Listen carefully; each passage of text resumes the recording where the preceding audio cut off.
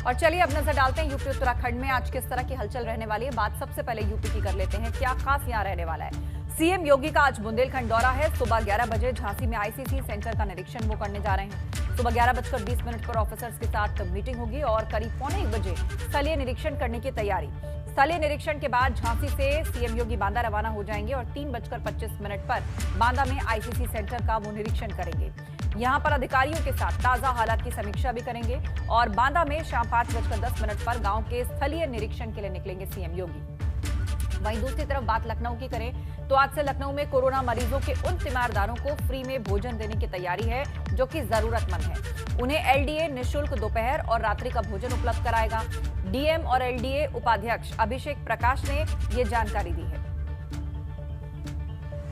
और उत्तर प्रदेश के बाद अब बात कर लेते हैं उत्तराखंड की, क्या रहेगा खास। आज सीएम तीरथ सिंह रावत का पिथौरागढ़ का दौरा है, यानी कि कुमाऊं के दौरे पर, और बागेश्वर से दोपहर 2:35 पर नैनी सैनी हवाई पट्टी पर वो पहुंचेंगे। फिर यहां से कार से बेस हॉस्पिटल जाएंगे जहां कोविड केयर सेंटर का निरीक्षण करेंगे। दोपहर 3 बजे जिला चिकित्सालय का निरीक्षण करेंगे। साथ ही 3:45 पर विकास भवन में जिला स्तरीय अधिकारियों के साथ शाम को 6 बजे तक समीक्षा बैठक करनी है। वहीं वन विश्राम गृह में रात्रि विश्राम करेंगे। मुख्यमंत्री के साथ पेयजल मंत्री बिशन सिंह चुफाल, अल्मोड़ा पिथौरागढ़ सांसद अजय टमटा भी मौजूद रहेंगे। गाजियाबाद पुलिस ने एक ऐसी गैंग का पर्दाफाश किया जो मासूम बच्चों को उठाकर बेच दिया करता था। यह गैंग गरीब परिवारों से भी मासूम बच्चे खरीद कर उन्हें बेचा करता था। इस गैंग को पूरे सिस्टम से चलाया जा रहा था और कुल 14 लोग इसमें शामिल थे। फिलहाल पुलिस ने 11 लोग गिरफ्तार किए हैं। हैरानी की बात यह है कि 11 में से 8 महिलाएं हैं और इनके कब्जे से पुलिस ने 5 लाख रुपए बरामद किए हैं जो बच्चे खरीदने में इस्तेमाल हुए थे। और एसपी देहात ने बताया कि इस पूरे मामले के खुलासे के लिए कई टीमों का गठन किया गया था और सबसे पहले मसूरी के रहने वाले वाहिद नाम के एक शख्स का नाम सामने आया। उसके बाद पूरी कड़ी खुलती गई। इसमें एक झोला छाप महिला डॉक्टर भी शामिल रही जो वाहिद के साथ मिलकर अन्य इलाकों में से गरीब लोगों से संपर्क करके उनके बच्चे बेचे जाने के लिए बिचौलिए का काम करते थे। 12 मई को एक सूचना मिली थी जिसमें फरियाद, जो कि डाबर तालाब लोग थाना जोनी क्षेत्र के निवासी हैं, इसने सूचना दी थी कि कुछ लोग इसके घर पर आए और कुछ बहाने से घर पर आए कि कमरा देखना है, जैसे देखने के लिए आए। कमरा वहाँ पर देखा भी जाके, इसकी पत्नी घर पर अकेली थी। वहाँ से इसका नवजात जो बच्चा था जो कि लगभग 15 दिन का था, उसको वहाँ से ये लोग उठा के ले गए। इसने थाने पर सूचना दी तो इसमें काफ़ी सारी चीज़ें सब पता चली हमको कि इस तरह के और भी लोग हैं जिनका बच्चा बेचा गया है। इसमें पूरा एक गिरोह का पता चलना शुरू हुआ। हमें चेन हमने बनाना शुरू की इसमें।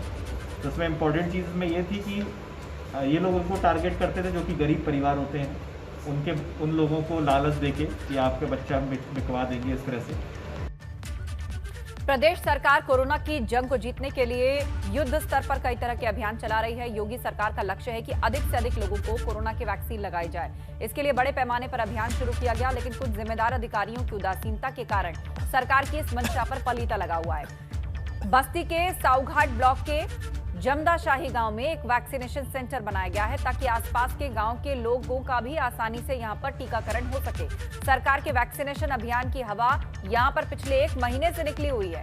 इस गांव के लोगों ने यह बताया कि पिछले महीने उन्होंने कोरोना वैक्सीन की पहली डोज तो लगवा ली, लेकिन जब दूसरी डोज लगवाने के लिए वो इस सेंटर पहुंचे तो यहां पर ताला लगा मिला। अब ऐसे में ग्रामीण वैक्सीन लगवाने के लिए भटक रहे हैं। मगर कोई आता ही नहीं है। 1 महीना हो गया, अभी तक किसी को लगी ही नहीं है दूसरा डोज। तो यहाँ जब से बना हुआ है सेंटर वैक्सीनेशन का, तब से क्या कभी लगा कि नहीं लगा है? लगा 1 महीना पहले। हाँ, एक बार हुआ है। कब हुआ था, कितने तारीख? मतलब 13 तारीख को महीना पूरा हुआ है। वही बोले हाँ, रमजान के टाइम पे लगा है। मेरे रमजान के टाइम पे लगा है। तो कब आपका फिर नेक्स्ट को 13 तारीख को बताए थे आना, फिर लगेगा। 13 तारीख को आए थे। हाँ, लेकिन आदमी 3 थे, इसलिए क्या नाम है, बोले 10 आदमी कम से कम ग्रुप होना चाहिए तब इंजेक्शन खुला लगेगा। हाँ, 1 महीना पहले लगती थी, अभी नहीं। अब नहीं लगता? नहीं। तो लोग कैसे वैक्सीनेशन यहाँ करा रहे हैं जब यहाँ आते हैं लोग, चले जाते हैं, नहीं लगती है वैक्सीन? नहीं लगती। और अब आगे बढ़ते हैं बुंदेलखंड की खबरें सुपरफास्ट अंदाज में आपको दिखाते हैं। फटाफट खबरों का सिलसिला शुरू करते हैं। हमीरपुर में कई गांव कोरोना मुक्त हैं। सहुरापुर में अब तक कोरोना ने दस्तक नहीं दी है। 2500 की आबादी वाले इस गांव में न सिर्फ कोविड गाइडलाइंस का पालन होता है बल्कि वैक्सीनेशन कराने में भी काफी दिलचस्पी है।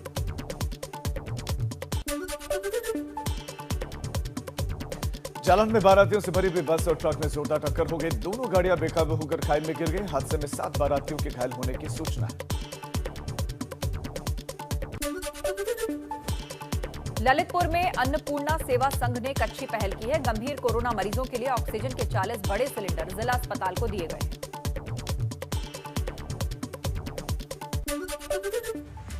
तो बुंदेलखंड की खबरें सुपरफास्ट अंदाज में देखिए आपने। अब आगे बढ़ते हैं और कुछ और खबरों का करते हैं खबर देहरादून से। सीएम तीरथ सिंह रावत ने उत्तराखंड में वात्सल्य योजना की घोषणा की है।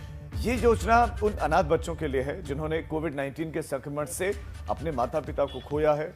ऐसे अनाथ बच्चों की उम्र 21 साल होने तक उनके भरण पोषण, शिक्षा और रोजगार के लिए प्रशिक्षण की व्यवस्था अब राज्य सरकार करेगी। साथ ही बच्चों को हर महीने 3000 रुपए भरण पोषण भत्ता भी मिलेगा।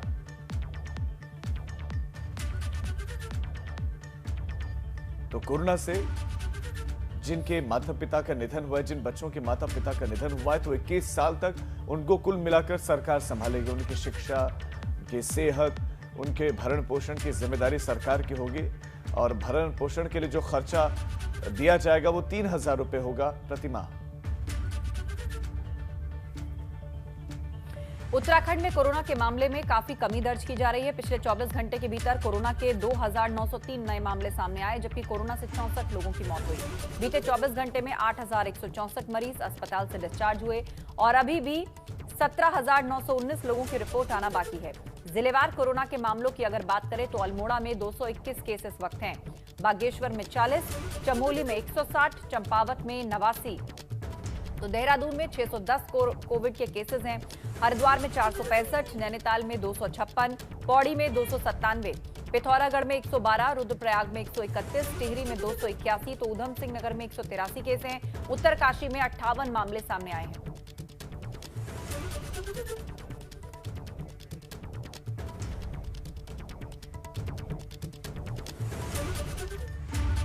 और अब फटाफट अंदाज में पश्चिमी उत्तर प्रदेश की खबरें आपको दिखाते हैं। शुरुआत करते हैं। नोएडा में नकली इंजेक्शन बेचने का खेल सामने आया। नॉलेज पार्क पुलिस ने रेमडेसिविर इंजेक्शन की कालाबाजारी करने वाले गिरोह के 4 सदस्यों को पकड़ा है। मामले में सीएमओ दफ्तर में तैनात विकास कौशिक और एम्स हॉस्पिटल में तैनात सुमित का नाम सामने आया है। आगरा जोन के 345 पुलिसकर्मियों का ट्रांसफर होने की अब जो है मांग की गई है। बीजेपी युवा मोर्चा के महानगर अध्यक्ष पुलिस के वरिष्ठ अधिकारियों समेत मुख्यमंत्री से तबादला रोकने की मांग की। गाजियाबाद पुलिस ने बच्चा चोरी गैंग का पर्दाफाश किया। पुलिस ने लोनी से चोरी किए गए 14 दिन के बच्चे को लखनऊ से सकुशल बरामद किया। साथ ही इस गैंग के 11 लोगों को गिरफ्तार किया।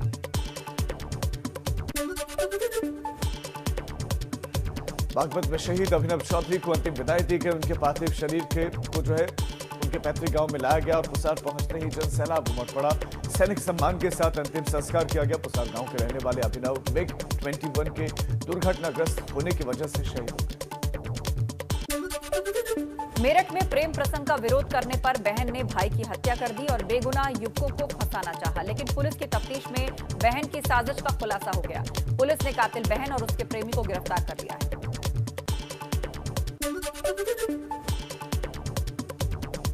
अलीगढ़ में धीरे धीरे ब्लैक फंगस के मामले बढ़ रहे हैं। मेडिकल कॉलेज में भी 3 ब्लैक फंगस के मामले सामने आए हैं, जिसके बाद से मामलों की संख्या 6 हो गए। स्वास्थ्य विभाग ने ब्लैक फंगस के उपचार के लिए इंजेक्शन मेडिकल कॉलेज को उपलब्ध करवा दिए।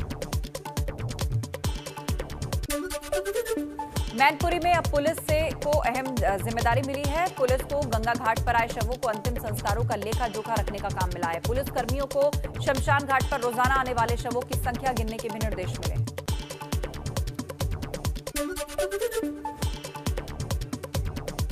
फिरोजाबाद में कोरोना भगाने को लेकर अंधविश्वास दिखा। 6 लोगों ने कोरोना के खात्मे के लिए हवन यात्रा की। राष्ट्रीय स्वयंसेवक संघ के बैनर तले कोरोना भगाने को लेकर हवन यात्रा निकाल ली गई। एटा में छात्रा का दिन दहाड़े अपहरण कर बलात्कार करने वाले 2 अभियुक्तों को पुलिस ने पकड़ लिया है। जैथरा थाना पुलिस लड़की को सभी सकुशल बरामद कर लिया गया है।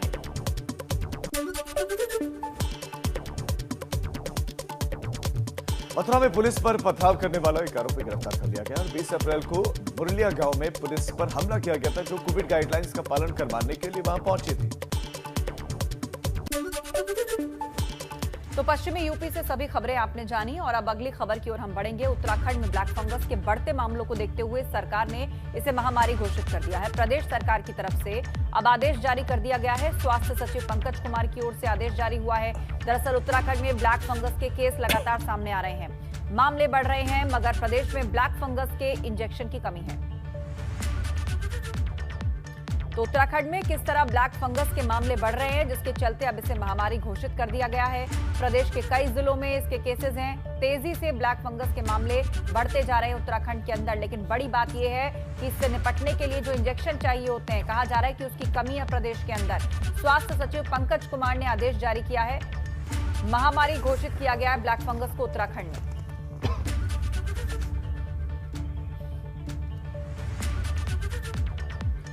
सीएम तीरथ सिंह रावत ने कोविड की रोकथाम और बचाव के लिए अधिकारियों और टीएम के साथ मीटिंग की और इस दौरान सीएम ने माता पिता और परिवार के मुखिया की मृत्यु वाले परिवार के बच्चों के लिए विशेष योजना बनाने के निर्देश दिए हैं। सीएम के निर्देश हैं कि ऐसे बच्चों का चिन्हीकरण करके उन्हें जल्द ही मदद मुहैया करवाई जाए। कोविड की तीसरी लहर के लिए तैयारियों को धरातल पर लागू किया जाए। वर्तमान में कोविड के मामलों में कमी देखने को मिल रही है और हम पूरी तरह से फिर भी सावधान रहना है। तीसरी लहर में बच्चों पर फोकस हमें करना है। जिला और ब्लॉक स्तर पर इसकी मैपिंग हो, इसके भी इंतजाम तो जो है उन्होंने निर्देश दिए कि इसके भी इंतजाम।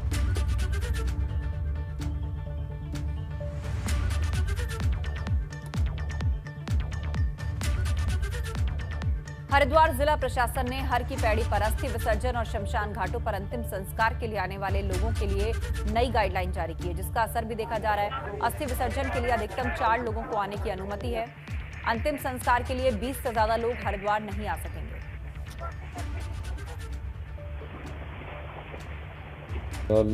जो लास्ट राइड्स के लिए जो है 20 लोगों का जो है वो संख्या जो है जियो के अनुसार निर्धारित है। इसमें जो बाहरी राज्यों से आने के लिए भी जो है जो रूल्स है, इसमें विशेषकर राजस्थान से भी काफ़ी बसेस में भी आते हैं, उनके लिए भी जो है वो स्पेसिफिकली रूल्स निकाल करके अभी सर्कुलेट कर दिया गया। और अब उत्तराखंड की हर छोटी बड़ी खबर, अलग अलग हिस्सों की खबर सुपरफास्ट अंदाज में आपको दिखाते हैं। चलिए फटाफट खबरें शुरू करते हैं। रुड़की में कोरोना के बाद अब ब्लैक फंगस के मामले तेजी से बढ़ रहे हैं। सिविल हॉस्पिटल में एक महिला में ब्लैक फंगस के लक्षण मिलने से हड़कंप मच गया। महिला को एम्स के लिए रेफर कर दिया गया। जोशीमठ में राज्य मंत्री धन सिंह रावत ने दुर्गम घाटी में स्वास्थ्य सेवाओं का जो है निरीक्षण किया, आपदाग्रस्त क्षेत्रों का निरीक्षण किया और धन सिंह रावत ने ग्रामीणों से मुलाकात की। ग्रामीण इलाकों में फैलते कोरोना संक्रमण को लेकर पूर्व विधानसभा अध्यक्ष गोविंद सिंह कुंजवाल ने सरकार पर निशाना साधा। कुंजवाल का कहना है कि सरकार की व्यवस्था नाकाफी है, जिससे गांव के लोग काफी परेशान हैं।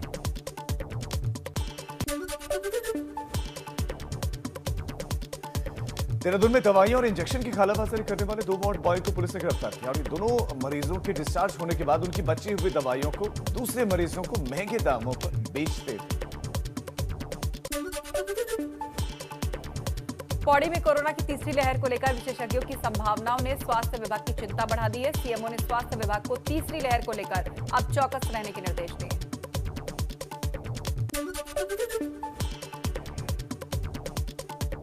बागेश्वर में सामाजिक संस्था की तरफ से कोविड अस्पताल को उपकरण दिए गए और 25 pulse oximeter, 5 wheel chair, 20 thermometer, glucometer जैसे जरूरी सामान दिए गए। हल्द्वानी के हिम्मतपुर नकायल राजस्व गांव में लोगों की सड़क की मांग पूरी नहीं हो पाई है। लोगों की मांग है कि गांव को जोड़ने वाली सड़क और उस पर बहने वाली सूखी नदी पर पुल बनाया जाए। फिर से लोगों के सामने मुश्किल है।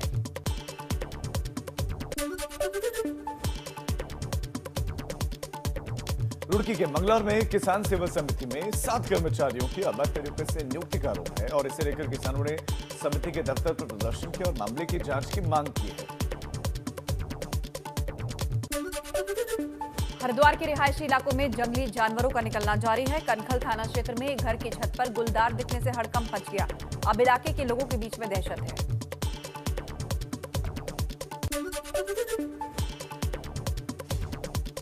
भगवान मद्महेश्वर की डोली ओंकारेश्वर मंदिर से रवाना हो गई और डोली में कोविड की वजह से 20 लोग ही शामिल हुए और आज मद्महेश्वर के कपाट खुलेंगे। और इसी के साथ गंगा सवेरा में वक्त हो गया एक ब्रेक का। ब्रेक के बाद आप सभी का स्वागत। आगे बढ़ते अगली खबर का रुख करते हैं। ऋषिकेश बद्रीनाथ राष्ट्रीय राजमार्ग को खोलने का काम युद्ध स्तर पर जारी है। राष्ट्रीय राजमार्ग भारी बारिश के कारण बाधित हो गया था, जिसको खोलने का काम युद्ध स्तर पर जारी है। तो तस्वीरें हम दिखा रहे हैं आपको। राष्ट्रीय राजमार्ग भारी बारिश के चलते 7 जगह से बुरी तरह क्षतिग्रस्त हुआ है, जिसे खोलने के लिए बीआरओ दिन रात जुटा हुआ है। इस काम में 9 जेसीबी मशीन्स लगाई गई हैं, 100 से ज्यादा मजदूर लगे हुए हैं। देखिए किस तरह इसको खोलने का काम किया जा रहा है। जल्द से जल्द ये रास्ता खोल दिया जाए, इसके लिए 100 से ज्यादा मजदूर दिन रात जुटे हुए हैं। ऋषिकेश बद्रीनाथ राष्ट्रीय राजमार्ग बंद है, 7 जगहों से बंद है, जिसे खोलने का काम चल रहा है। उत्तराखंड में पिछले कुछ दिनों के भीतर ही बारिश की वजह से बड़ा नुकसान हुआ। कहीं पर सड़क धंस गई, कहीं पर मकानों पर मलबा गिरने की वजह से जनहानि हुई।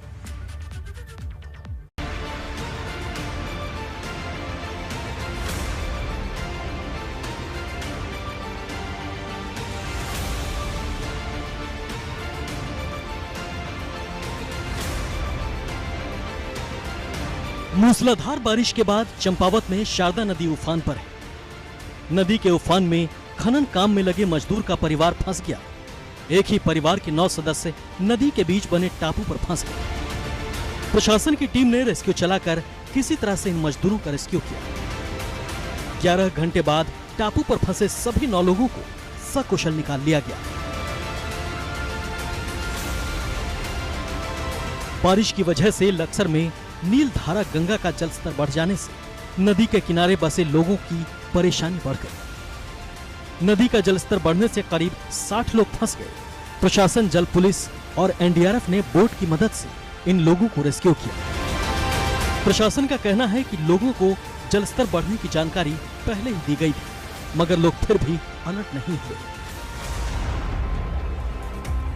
उधर बागेश्वर में भी बारिश मुसीबत बनकर बरसी है।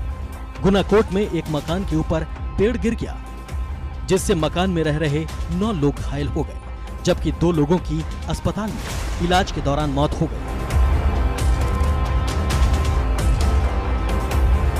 उधर केदारनाथ हाईवे पर रुद्रप्रयाग के पास भारी मलबा आ गया, जिस वजह से हाईवे कई जगह पर बाधित है।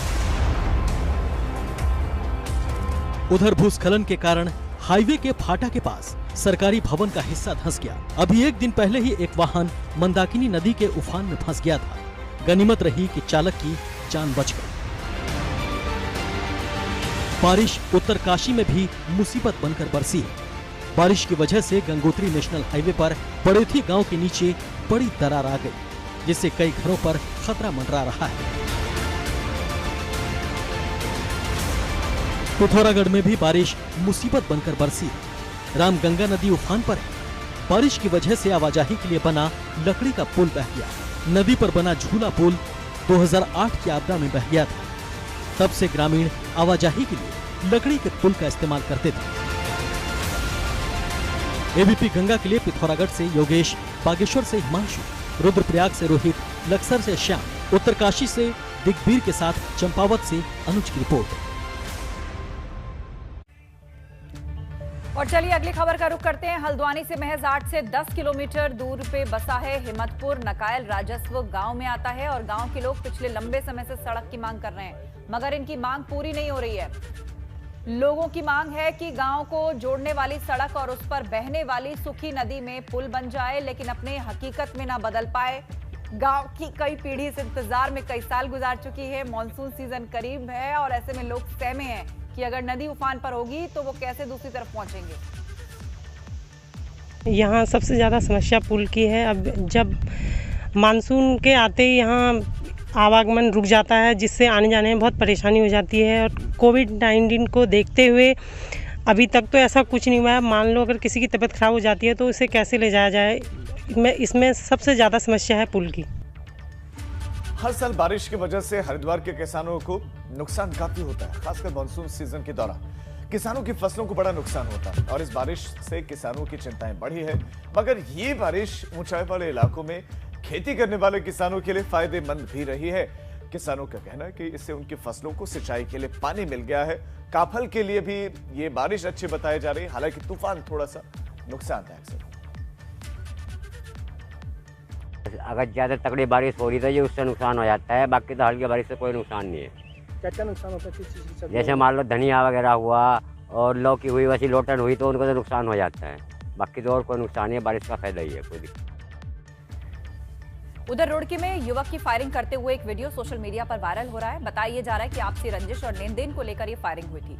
पुलिस ने एक पक्ष की तहरीर के आधार पर मुकदमा दर्ज कर लिया है और जांच शुरू कर दी है।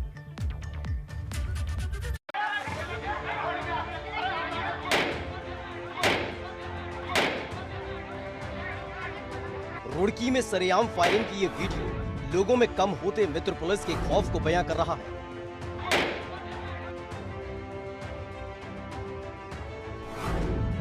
चेहरे को सफेद कपड़े से ढके ये युवक देखिए कैसे बेखौफ होकर भीड़ के बीच तमंचे से हवा में फायरिंग कर रहा है। इसके तेवरों से साफ है कि इस युवक के दिल में खाकी का खौफ जरा भी नहीं है, इसलिए तो ये खुलेआम इस तरह से फायरिंग कर रहा है। पहले ये फायर करता है, इसके बाद ये कुछ आगे बढ़कर हवा में एक और फायर कर देता है। पुलिस ने वायरल वीडियो पर संज्ञान लेकर कार्रवाई शुरू कर दी है।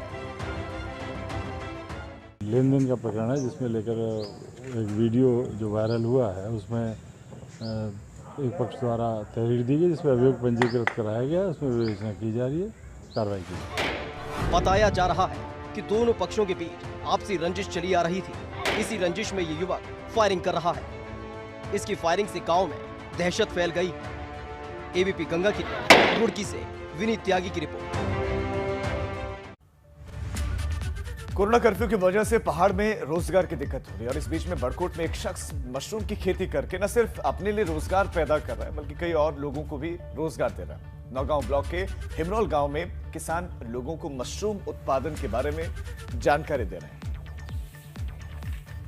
आसपास के लगभग 17-18 गांव में मैंने एसएचजी ग्रुप बनवाए और उन ग्रुपों के माध्यम से मैं विभिन्न प्रकार के कार्य यहाँ पर कर रहा हूँ फल प्रसंस्करण के क्षेत्र में। और ये आप देख रहे हैं ये मशरूम का उत्पादन, इसका कार्य हमारे यहाँ बृहद रूप में किया जा रहा है। और आसपास के जो बेरोजगार युवा और महिलाओं के ग्रुप, उनको हम निरंतर निःशुल्क मशरूम का प्रशिक्षण देते आ रहे हैं और उससे एक अच्छी आर्थिकी क्षेत्र में उभर करके सामने आई है। और इसी खबर के साथ इस बुलेटिन में फिलहाल इतना है।